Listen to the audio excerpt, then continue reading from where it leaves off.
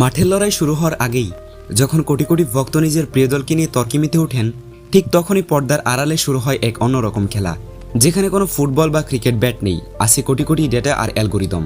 আমরা বলছি সুপার কম্পিউটারের কথা। বর্তমান যুগে বিশ্বকাপ ট্রফি কার ঘরে যাবে তার ভবিষ্যৎবাণী করতে মাঠে নেমেছে কৃত্রিম বুদ্ধিমত্তা ও আধুনিক প্রযুক্তি। কিন্তু এই যন্ত্র কিভাবে মানুষের আবেগের খেলাকে নির্ভুলভাবে মেপে ফেলে, কিভাবে সব হিসাব নিকাশ উল্টে দিয়ে জানিয়ে দেয় সম্ভাব্য বিজয়ের নাম, আজ আমরা জানবো সেই নেপথ্যের রোমাঞ্চকর বিজ্ঞান। আমরা সাধারণত মানুষ যখন ভবিষ্যৎবাণী করি, তখন সাধারণত আমাদের আবেগ বা প্রিয় দলের প্রতি ভালোবাসা কাজ করে। কিন্তু একটি সুপার কম্পিউটারে কোনো আবেগ নেই, সে কথা বলে নিখুঁত তথ্যের ভিত্তিতে। একটি বিশ্বকাপ ভবিষ্যৎবাণী করার জন্য ওই কম্পিউটারের ভিতর ইনপুট দেওয়া হয় হাজার হাজার ডেটা।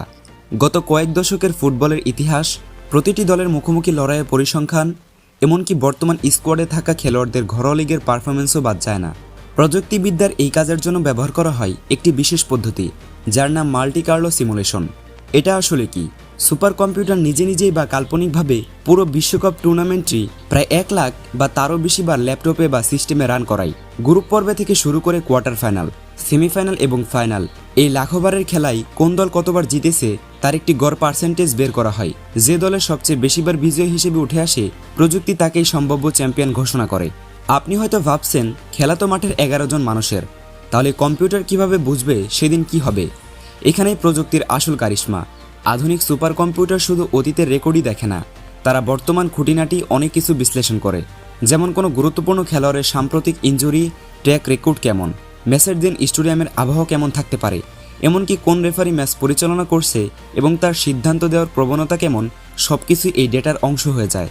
তবে প্রশ্ন থেকেই যায়, সুপার কম্পিউটারে এই ভবিষ্যৎবাণী কি শতভাগ সত্যি হয়?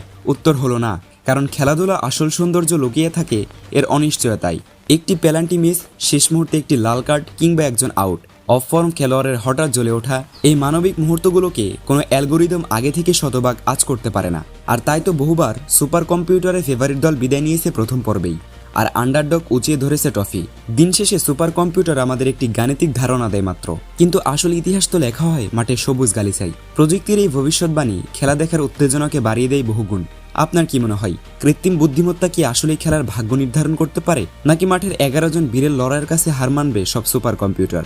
আপনার মূল্যবান মতামত কমেন্টে জানাতে ভুলবেন না।